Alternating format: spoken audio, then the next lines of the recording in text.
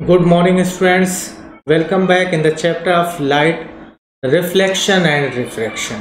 Students, in previous lecture, we have talked about image formation by spherical mirror, and today we are going to discuss about the rules for image formation for spherical mirror.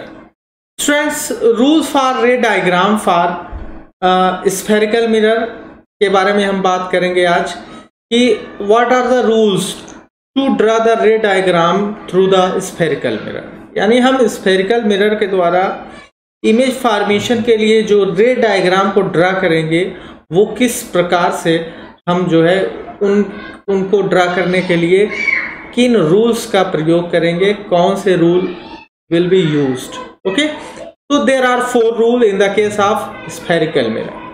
Spherical mirror के case में हमको 4 rule मिलते हैं. ये 4 rules हमको याद करने होंगे और by the help of all these 4 rules we can easily draw a ray diagram of any condition of the object for spherical mirror. Okay students, so one by one all these 4 rules will discuss by us in this session. The very first rule is, if a light ray is parallel to the principal axis, okay, after reflection it will pass through the principal focus of the concave mirror, and after reflection it will appear to diverge from the principal focus of the convex mirror. Friends, मेरी बात आप समझ सकते हैं. यहाँ पे screen पर rule first को शो करने के लिए एक डायग्राम आपको दिखाया गया है और यहाँ पर लिखा हुआ है ray parallel to the principal axis will pass through focus after reflection. Friends, अगर कोई लाइट रे प्रिंसिपल एक्सिस के पैरेलल जा रही है, चाहे वो कॉन्वेक्स मिरर हो या कॉनकेव मिरर हो, पैरेलल जा रही है किसके? प्रिंसिपल एक्सिस के. तो प्रिंसिपल एक्सिस के पैरेलल जाती हुई वो लाइट रे रिफ्लेक्शन के बाद after reflection it will pass through the principal focus in the case of concave mirror.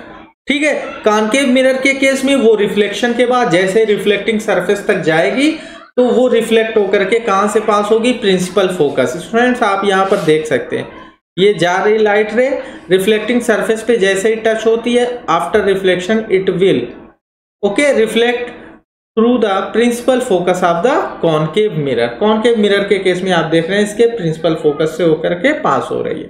फिर मैंने बताया कि व्हाइट लाइट रे अगर प्रिंसिपल एक्सिस के पैरेलल जा रही है इन केस ऑफ कॉन्वेक्स मिरर.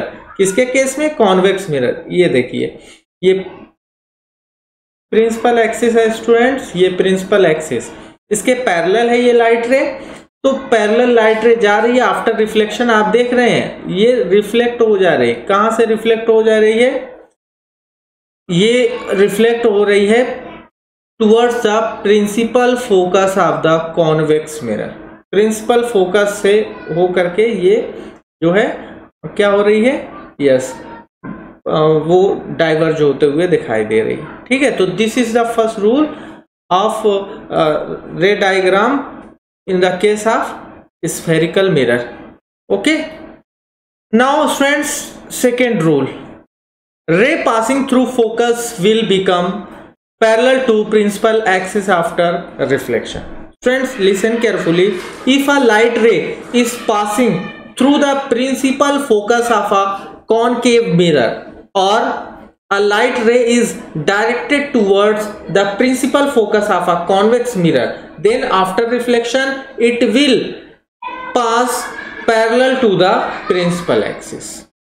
मैंने बोला कि अगर कोई लाइट रे कॉनकेव मिरर के प्रिंसिपल फोकस से होकर के जा रही है या कॉन्वेक्स मिरर के प्रिंसिपल फोकस की ओर जाते हुए दिखाई दे रही है, then after reflection it will be parallel to the principal axis. तो रिफ्लेक्शन के बाद ये प्रिंसिपल एक्सिस के क्या हो जाएगी?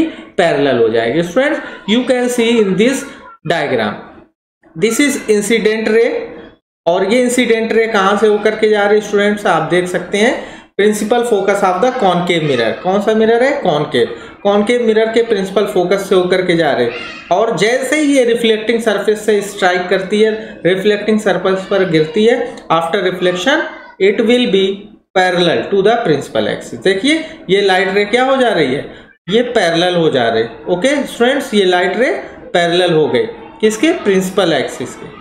Now in case of convex mirror, if a light ray is directed towards the principal focus, convex mirror के case में क्या है, कोई light ray centre of curvature, principal focus यहां से होकर के नहीं जा सकती, बिकॉज आपने देखा कि सेंटर ऑफ कर्वेचर और principal focus all this things are behind the reflecting surface of convex mirror.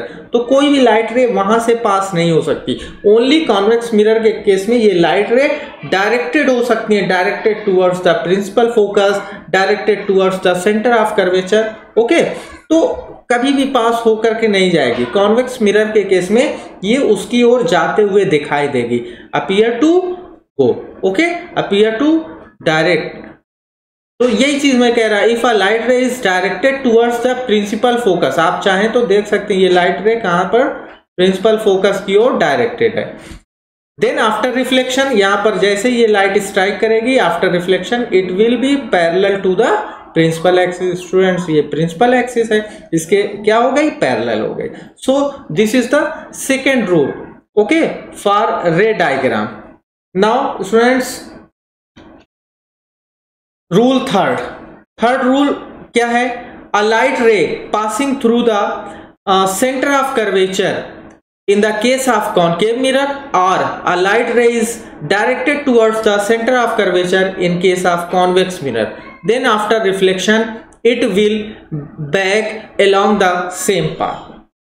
Friends, आप इस डायग्राम थर्ड में देख सकते हैं, मैंने आपको बताया कि अगर कोई लाइट रे कॉन्केव मिरर के केस में उसके सेंटर ऑफ कर्वेचर से होकर के पास हो रही है, या कॉन्वेक्स मिरर के केस में उसके सेंटर ऑफ कर्वेचर की ओर जाते हुए दिखाई दे रही है। ओके, मैंने अभी आपको बताया कि कॉन्वेक्स मिरर के केस में कोई भी लाइट रे उसके प्रिंसिपल फोकस या सेंटर ऑफ कर्वेचर की तरफ नहीं जाएगी, उस पर हो करके नहीं जाएगी, because this points are behind the reflecting surface of the convex mirror. So this light will only directed towards the either principal focus, either centre of curvature. तो यहाँ पे मैंने बताया अगर वो कॉन्वेक्स मिरर है तो इस कॉन्वेक्स मिरर के केस में अगर कोई लाइट रे उसके सेंटर ऑफ कर्वेचर की ओर जाते हुए दिखाई देगी, okay, then after reflection it will back along same path. तो ये क्या होगा, उसी रास्ते पर, उसी पाथ पर क्या होगी, वापस आ जाएगी। सिमिलरली आप कॉन्केव मिरर के केस में देख लीजिए, ये एक लाइट रे है, this is the incident light ray which is passing through the centre of curvature. कहां से, centre of curvature of concave mirror. Then after reflection, जैसे ये रिफ्लेक्टिंग सरफेस पर स्ट्राइक करती है, then after reflection it will back along the same path. ठीक है, ये उसी रास्ते से क्या हो जा रही, वापस जा रही है। Why this happens, because in this situation, in this condition, this incident light ray falls at perpendicular at 90 degree on the reflecting surface, जिसकी वजह से ये उसी पाथ पर क्या हो जाती है, रिफ्लेक्ट बैक हो जाती है। So student this is the rule third, या थर्ड रूल है जिसको हम यूज करके रे डायग्राम को बनाएंगे। Okay, now rule fourth rule is if a light ray incident obliquely on the principal focus at the point P, means pole, either in the case of concave mirror or in the case of convex mirror, then it will reflect another side with the same angle. मैंने बताया students, अगर कोई light रे principal axis के पोल पर incident हो रही है, ऑब्लिकली कहां पर गिर रही है, प्रिंसिपल पोल पर वो इंसिडेंट हो रही है, गिर रही है, ठीक है, देन आफ्टर रिफ्लेक्शन वो क्या होगी, ऑब्लिकली सेम एंगल बनाते हुए दूसरी तरफ निकल जाएगी। इन the case of convex mirror और कॉन्केव मिरर, चाहे वो आपका कॉन्केव मिरर हो या कॉन्वेक्स मिरर हो, दोनों के ही केस में ये सिचुएशन, ये कंडीशन होगी। You can see this in this diagram. Okay students, यहाँ पर आप देख रहे हैं this is the concave mirror, और ये इंसिडेंट लाइट रे है जो प्रिंसिपल एक्सिस के कहां पर इंसिडेंट हो रही है, पोल पर। ठीक, जितना angle, that is angle I, angle of incidence, जितना एंगल बनाते हुए ये इंसिडेंट हो रही है, सेम एंगल बनाते हुए after reflection it will go through to the another side of the principal axis. देख रहे हैं आप, रिफ्लेक्शन के बाद ये दूसरी तरफ सेम एंगल बनाते हुए रिफ्लेक्ट होंगे।